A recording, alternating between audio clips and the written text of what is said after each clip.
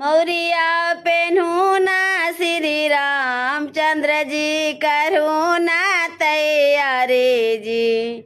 सुटवा पेन्हू ना श्री रामचंद्र जी करूँ ना तैयारी जी। आजू जनकपुर में जगह बड़ी भारी जी। आजू जनकपुर में जगह बड़ी भारी जी।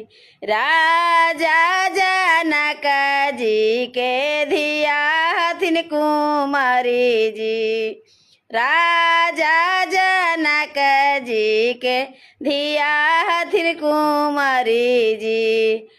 पर रटवले बहुत भारी जी।